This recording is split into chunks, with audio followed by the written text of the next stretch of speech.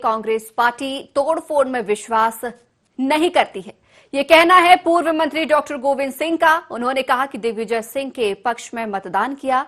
वहीं कमलनाथ के निवास से बस से विधायकों को अलग अलग रवाना करने पर कहा कि हमारे कई साथियों के पास गाड़ियां नहीं थी, सभी कमलनाथ से अनुरोध किया, इस हिसाब से बस का इंतजाम किया गया। पूर्व मंत्री डॉक्टर गोविंद सिंह से खास बातचीत की हमारे ब्यूरो चीफ आकाश सेन ने।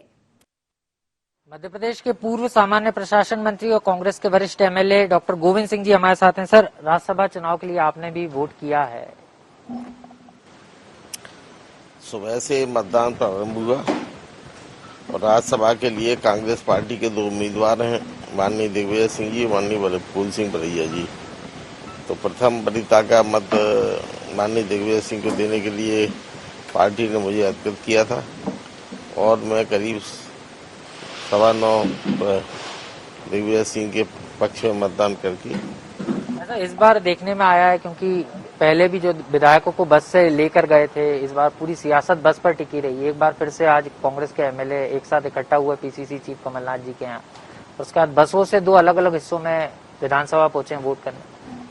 हमारे कई साथी इनके पास गाड़ियां नहीं है, तो उन्होंने माननीय कमलनाथ जी से अनुरोध किया था कि अगर एक साथ बस में पहुंचा दिया। कोई मोटरसाइकिल वाला था, मोटरसाइकिल विधानसभा अलाउ नहीं है। कई लोगों पर अंदर जाने के लिए पास नहीं थे गाड़ियों के, इस हिसाब से बस का इंतजाम किया गया था, लेकिन ऐसा कोई प्रतिबंधित नहीं था कि बस में जाना अनिवार्य हो। मैं स्वयं अपनी गाड़ी से गया था और सुबह मतदान करके वापस आ गया। इसके अलावा एक चीज और है, क्योंकि दिग्विजय सिंह प्रथम वरीयता वाले उम्मीदवार हैं कांग्रेस के, आपने भी वोट किया है। दिग्विजय सिंह जी को 52 वोट की जगह 54 वोट देने का निर्णय पार्टी हाईकमान ने लिया था, क्या कारण था? क्रॉस वोटिंग का डर?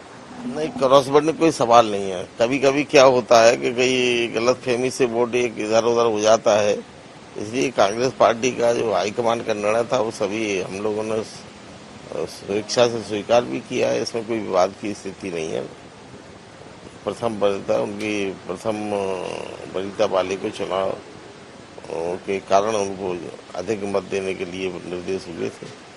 अच्छा, एक सवाल और निकल कर आया कि विधायक दल की बैठक के दौरान भी लक्ष्मण सिंह जी नहीं पहुंचे थे। पूर्व वन मंत्री उमंग सिंघार जी भी आज सुबह जब बुलाया गया था, दोनों ही वहां पे नहीं पहुंचे। क्या सीधे सदन में ही पहुंचे थे, क्या विधानसभा भवन पहुंचे थे वोट करने के लिए? आज सुबह केपी सिंह जी भी नहीं पहुंचे। वो सुबह जाके मॉर्निंग वॉक करते हैं, फिर अपना योगा करते हैं, इसलिए वो उनको करीब 8-9 बज जाता है। वो हम और वो साथ ही साथ 9 बजे निकले थे यहाँ से और एक साथ मतदान किया। और लक्ष्मण सिंह जी कल ही बोल के गए थे कि हम सीधे जाके मतदान कर देंगे और आपको सूचित कर देंगे। और उमंग सिंघार भी अपने क्षेत्र में थे, आने के कारण हो जाएंगे। कांग्रेस पार्टी में कहीं कोई मतभेद नहीं है, सब एक मत है, एक सूत्र है और हमारे 92 हैं जो एमएलए वो एक साथ हैं। अच्छा, फिर भी क्या लग रहा है कि जिस तरीके से ये समीकरण बदले हैं मध्य प्रदेश की सियासत में, आपका तो लंबा अनुभव भी रहा है, अभी भी क्या ऐसी कोशिश हो रही है बीजेपी की तरफ से? क्योंकि लगातार बीजेपी दावा भी कर रही है। आपको उम्मीद है कि अब राज्यसभा में दूसरी सीट पर फाइट है? क्योंकि आंकड़े तो नहीं लगते। जहाँ तक सवाल है कोई भसवकता नहीं है, लेकिन आंकड़े जो हैं उसके हिसाब से ही निर्णय है। सभी को पता है कि कांग्रेस के पास 92 एमएलए हैं और 92 एमएलए में कितने जीत सकते ये सभी जानते हैं। कांग्रेस पार्टी तोड़ फोड़ में विश्वास नहीं करती और खरीद फरोख्त में विश्वास नहीं करती। कांग्रेस पार्टी पूरी तरह से प्रजातांत्रिक तरीके से संविधान में जो अधिकार दिए उसके तहत काम करती है। हम कोई भी खरीद फरोख्त करके जो इस प्रकार भारतीय जनता पार्टी का चरित्र है और उन्होंने इस प्रकार हमारे कांग्रेस के धन बल और सत्ता बल के आधार पर कांग्रेस के विधायकों को खरीद कर अपने पक्ष में लाया, सरकार बनाई है, ये निंदनीय है और हम पूरी तरह से उसकी निंदा करते हैं। लेकिन कांग्रेस पार्टी का इस प्रकार का कृत्य नहीं है। कांग्रेस पार्टी पूरी तरह से जनता के द्वारा विश्वास को लेकर ही आगे कदम उठाती है और साफ स्वच्छ राजनीति करती है कांग्रेस। राज्यसभा का जो परिणाम होगा वो तो पता है, लेकिन अब उपचुनाव में जरूर इसका बदला कांग्रेस लेगी, जनता को जागरूक करेगी और इसको लेकर भी तैयारी और रणनीति बना रही है कांग्रेस। बदला तो जनता तैयार बैठी हुई है।